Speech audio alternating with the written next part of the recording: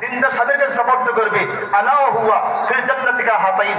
রাসূল বলেন আমি এবং ওই মেয়ের গার্জিয়ান জান্নাতের ভিতরে এমন পাশাপাশি থাকবো।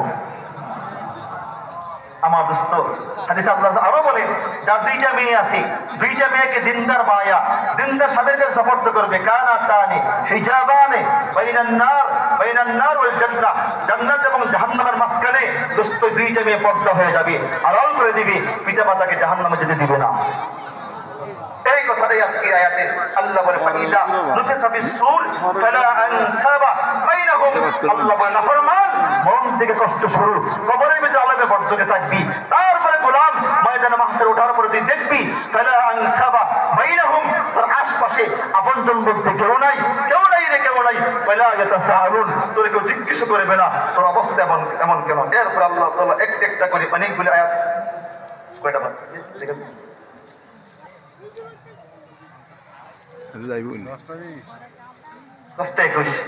আমি সর্বোচ্চ 10:30 আমি ওয়াদা করেছি হুজুরকে আস্তে নিয়ে আসেন, ঠিক 10:30 বয়ান ছেড়ে দিব, তাফসীর শেষ হইল হোক না হইলে নাই।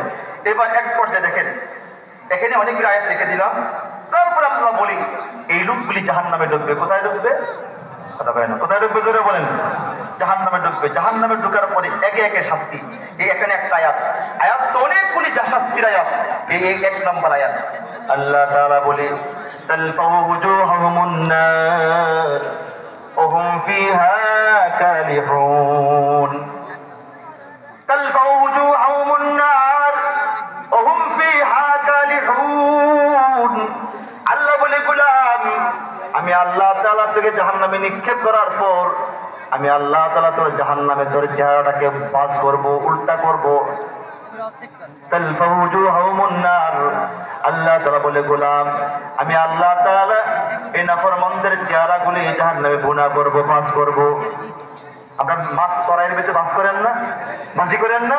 এই তালফাউ শব্দের অর্থ হলো একবার চেহারা নিচে করবে আবার উল্টাবে, আবার নিচে করবে আবার উল্টাবে। খাইছিস তোরা? আবার উল্টাবে আবার পাল্টাবে। আল্লাহ বলি এবার উল্টাইতে পাল্টাইতে অবস্থা কি হবে? আল্লাহ বলেন ওহুম ফিহা কালিহুন। এক পর্যায়ে তার পুরা দেহটাই পুরা চেহারাটাই বিভৎস হয়ে যাবে। কেমন বিভৎস? এই সম্পর্কে শোনেন। বিভৎস মানে এই জাহান্নামের আগুনের তীব্রতার কারণে এই নাফরমানদের চেহারার ভিতরে অসংখ্য অগণিত আগুনের ফোঁড়া হবে। আগুনের ফোঁড়া। নম্বর 2 নম্বরে এই ঠোঁটটা তাফসীরে লিখছে এই ঠোঁটটা এখানে চলে আসবে, এই ঠোঁটটা এখানে চলে যাবে, জিহ্বাটা পুরো মতো ঝুলে যাবে। গোটা শরীরে অসংখ্য অগণিত আগুনের ফোঁড়া হবে।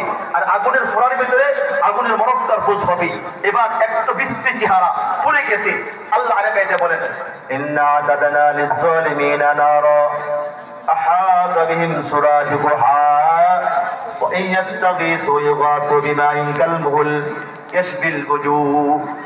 আল্লাহ তাআলা বলে গোলাম আমি আল্লাহ তাআলা জালেমদের জন্য আগুন তৈরি করে রেখেছি। আহাত